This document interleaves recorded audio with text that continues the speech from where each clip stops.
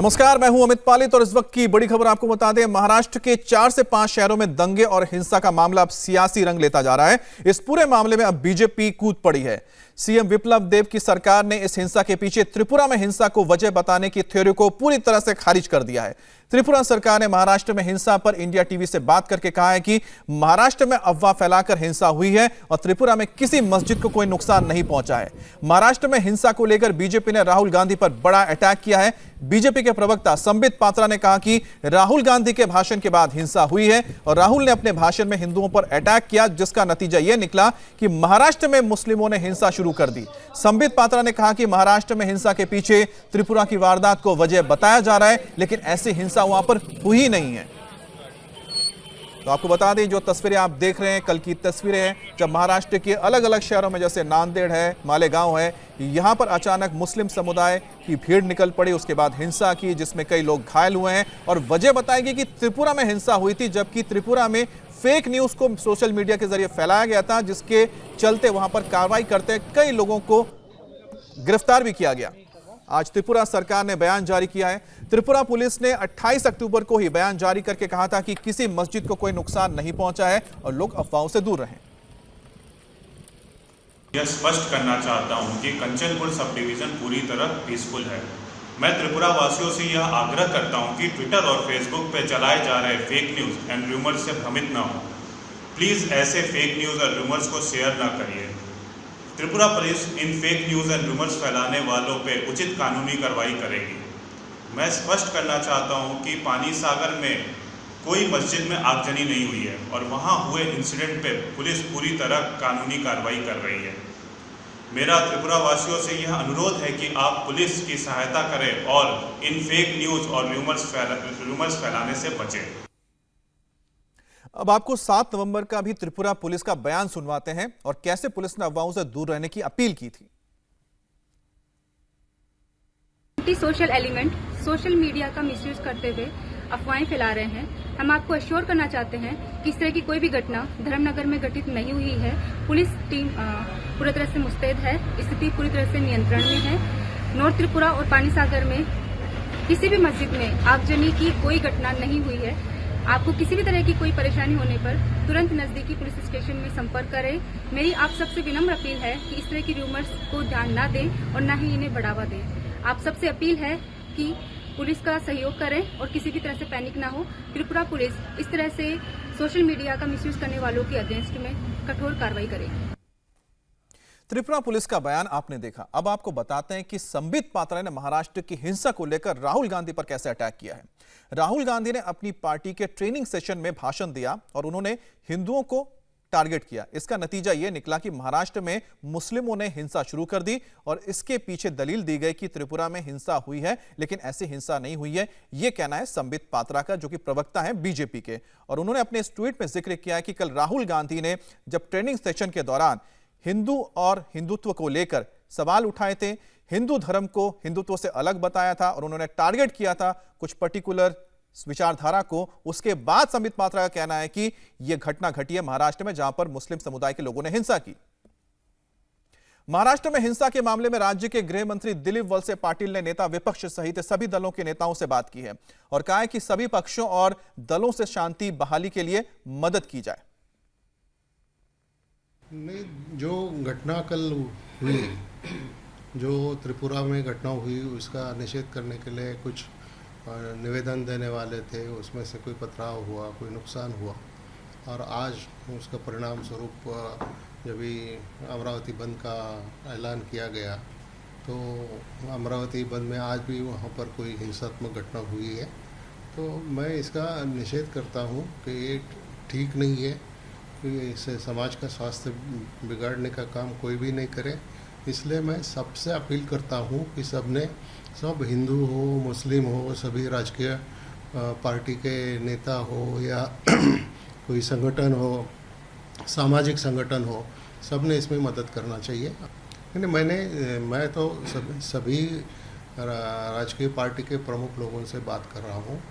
मैंने विधानसभा के विरोधी पक्ष नेता देवेंद्र जी फडणवीस, इनके साथ भी बात किया, अमरावती के MLA राणा के साथ बात किया और भी लोगों से बात कर रहा हूँ। पालक मंत्री यशोमती ताई से बात किया। अभी सबको यही बताया कि पालक मंत्री तो परिस्थिति के ऊपर नियंत्रण रखी हुई है और बाकी नेताओं से यही अपील की है कि आप इसमें परिस्थिति स्थिर करने के लिए, शांत करने के लिए आप सहकार्य करें। और बात करने के लिए हमारे साथ संवाददाता दिनेश मौर्य जुड़ गए हैं। दिनेश, पहली बात तो है कि फिलहाल क्या हालात हैं और सरकार की ओर से क्या कदम उठाए गए हैं। दूसरी बात है, जिस तरह से रजा एकेडमी की ओर से आज बंद का ऐलान किया गया है, उसको लेकर क्या हो रहा है? देखिए, सरकार का कहना है कि जो भी दंगाई इसमें शामिल थे उन पर सख्ती से कार्रवाई की जाए। पुलिस को सतर्क रहने के आदेश दे दिए गए हैं। फिलहाल पूरे महाराष्ट्र में स्थिति नियंत्रण में है।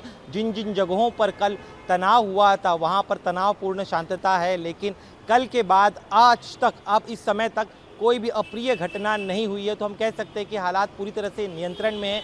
उसके अलावा कल ही बंद का ऐलान हुआ था, आज किसी भी कोई फ्रेश बंद का ऐलान नहीं किया गया, क्योंकि इस त्रिपुरा में हुई इस घटना को लेकर लगातार रजा अकादमी की तरफ से अपील की जा रही थी। कल के बंद को वो कह रहे कि मुंबई में ये सफल हुआ, लेकिन बाकी जगहों पर जहां पर जिस तरह से लोग सड़कों पर उतरे, उन्होंने आगजनी। दिनेश, मैं आपको रोकना चाह रहा हूं, हमारे साथ सांसद नवनीत नारा जुड़ गई हैं, जो अमरावती से सांसद है।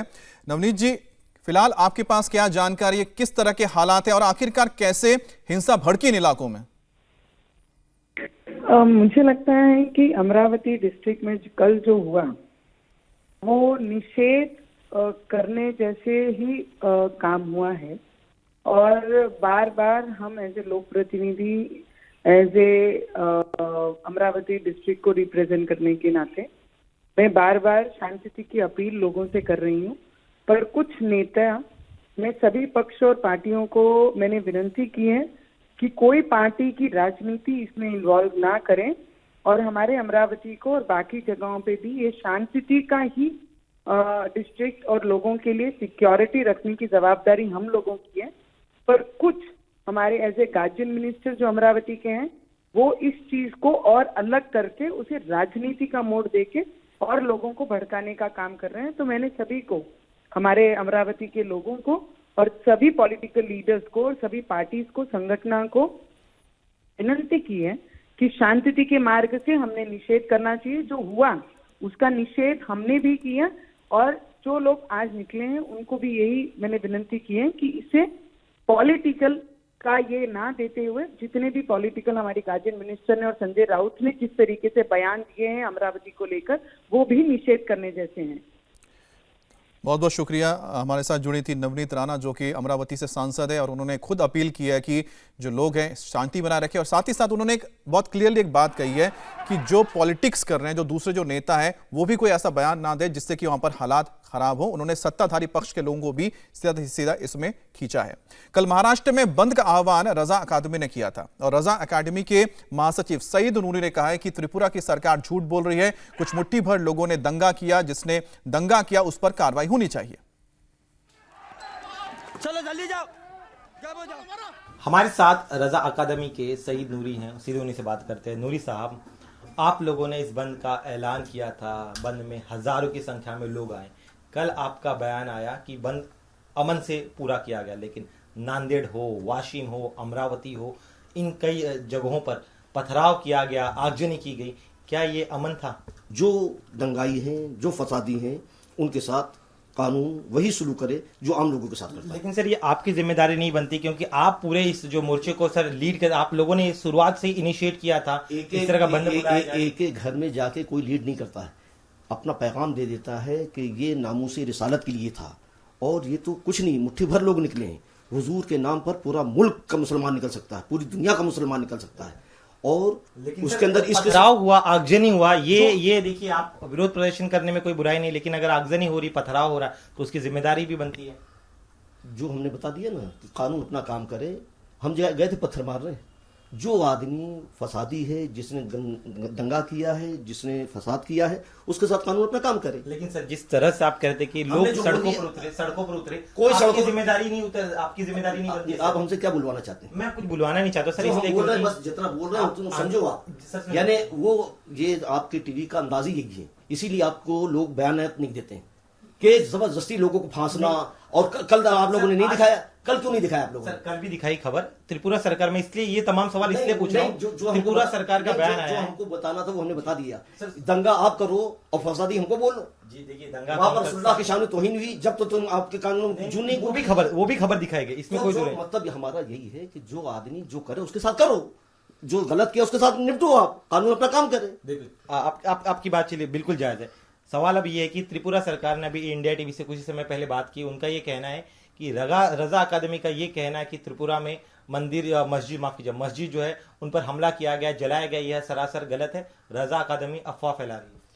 अब ये तो तमाम मीडिया के अंदर आया, वहां पर जो डेलीगेशन गया था उसने वो बात बोला है। हर आदमी अपना बचाव करता है, गवर्नमेंट ने बोला है वो बोला है। जो गवर्नमेंट का वहां पर तो ये हाल है त्रिपुरा का कि जो वकील गए थे, जो उलमा गए थे, उनको यूपीएपी लगा दिया। तो पर वो कह रहे आप लोग झूठ बोल रहे हैं, अफवाह फैला के आप लोग महाराष्ट्र में जो है माहौल बिगाड़ने की कोशिश कर रहे हैं। हम झूठ बोल रहे हैं और जो डेलीगेशन गया था वो भी झूठ बोल रहा है, जो आंख से देख कर आया है। आपके पास कोई सबूत भी आप लोगों ने पूरा जो वकील हैं उन लोगों ने पूरा अपना बयान दिया है और उन्हीं पर लगा दिया, यूपीएपी लगा दिया। तो अब जिसकी लाठी उसकी भैंस वो हो रहा है। महाराष्ट्र में सर जो घटना हुई, चलिए त्रिपुरा पर बयान तो आपने हमने अब कितनी बार जिम्मेदारी लेंगे? नहीं सर, आप जिम्मेदारी लेंगे सर इस घटना की, क्योंकि आप लोग लीड कर रहे हैं। नहीं, ये जिम्मेदारी कोई किसी की नहीं लेता। हम जो बोल रहे हैं वही कानून है, वही बात है कि हर आदमी जिसने भी जो किया है उसको उसके कई की सजा देनी चाहिए। अब करें आप और ना बिल्दा मतलब सजा हमको दें। हमने आपको बोला कि आप पीसफुली तरीके से करें, आप रास्ते पे ना उतरें, अपनी अपनी दुकानें पुरअमन तरीके से बंद करें। वो बंद कर रहे हैं लोग, उन लोगों ने किया। मुट्ठी भर लोग अगर जो गड़बड़ी कर रहे हैं उनके साथ आप निपटिए। सर वो कौन लोग थे, क्या वो आप जानो, आपका काम है ना। आप यहाँ तक नहीं सर, हम तो ढूंढेंगे, हम फसाद कर रहे हैं, हम गए थे सर। आरोप यही लगा रहे कि रजा अकादमी जो है जानबूझकर माहौल नहीं, वो तो नहीं, वो तो जो भी इस्लाम के नाम पर, दीन के नाम पर, मुसलमान के नाम पर आवाज उठाएगा सब उसी के सर फोड़ा जाता है। तो वो कोई नई बात नहीं है, आप लोगों का ये कोई नया मसला नहीं है। पर दंगा अगर इस तरह से आगजनी होती है, पुलिस को टारगेट किया जाता है, अंग्रेजी चोरी में क्या कौन सी जुबान में बोली? हम बोल रहे हैं जो करे उसको निपटो ना, अब और क्या करें? पुलिस ने आपसे सर कुछ बुलाया आपको पूछताछ के लिए, क्योंकि या सहयोग के लिए पहचान जो करे उसके साथ जितना हम बोल रहे हैं ना उतनी बात करो आप, कि जिसने किया है, गड़बड़ किया है, दंगा किया है, उसके साथ सख्ती के साथ निपटा जाए। अब और क्या बोले हम? तो सैयद नैरू को आपने सुना, सैयद नूरी हैं और महासचिव हैं रजा अकादमी के। दिनेश, आप जब बात कर रहे थे आपके सवालों का जवाब उन्होंने नहीं दिया। जब उनके ओर से ही अफवाह फैलाई जा रही है और वो कह रहे हैं कि जो गुनहगार है उनको सजा दी जाए, तो जो महाराष्ट्र की सरकार है वो रजा अकादमी के सैयद नूरी को क्यों नहीं गिरफ्तार करती है? क्योंकि वही तो लोगों को भ्रम में डाल रहे हैं, लोगों को गुमराह कर रहे हैं वो।